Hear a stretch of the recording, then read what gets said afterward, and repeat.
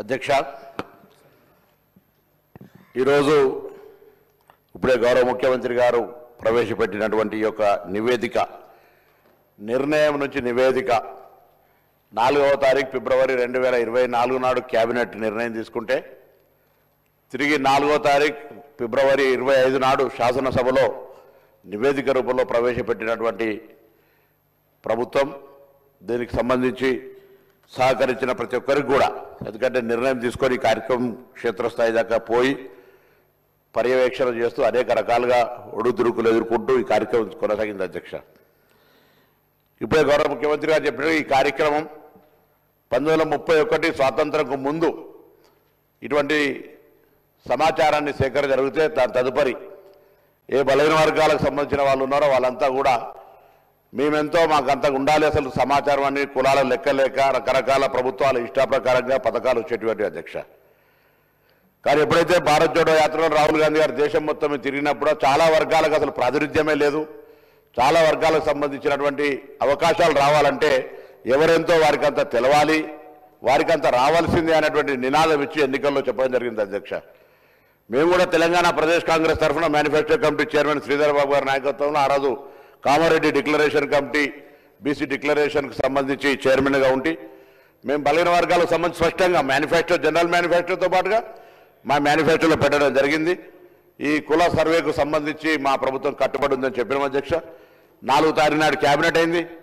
16 నాడు ఇదే సభలో అందరి గౌరవ సభ్యుల సహకారంతో ఈ యొక్క తీర్మానం చేసుకొని పార్లమెంట్ ఎన్నికల తర్వాత ప్రత్యేకమైనటువంటి కార్యక్రమాల ద్వారా ప్లానింగ్ డిపార్ట్మెంట్, తెలంగాణకు సంబంధించినటువంటి ప్లానింగ్ డిపార్ట్మెంట్ చీఫ్ సెక్రటరీ గారి ఆధ్వర్యంలో, సందీప్ సుల్తాన్ గారి ఆధ్వర్యంలో ఈ యొక్క కార్యక్రమాన్ని 1,00,000 పైన ప్రభుత్వ ఉద్యోగులను, బయటి వాళ్ళనో లేకపోతే ఇంకోరికి సంబంధించిన సమాచారం కాక ఇది ఒక ప్రభుత్వ ఉద్యోగులను వాడుకొని సమాచారాన్ని సేకరించిన. అధ్యక్ష, నేను ఈ యొక్క సభలో ఇక్కడ ఉన్నటువంటి ఇంతకుముందు గౌరవ ముఖ్యమంత్రి గారు కోరినట్టుగా పెద్దలందరినీ కోరుతా ఉన్నా.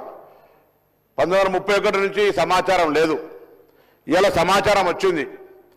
సమాచారానికి సంబంధించి ఇంకా ఏదైనా సరిచేయాల్సిన అవసరం ఉంటే, ఇంకా ముందుకు పోవడానికి బలహీన వర్గాలకు సంబంధించిన న్యాయం చేయాలనుకుంటే దయచేసి సలహాలు సూచనలు చెప్పండి.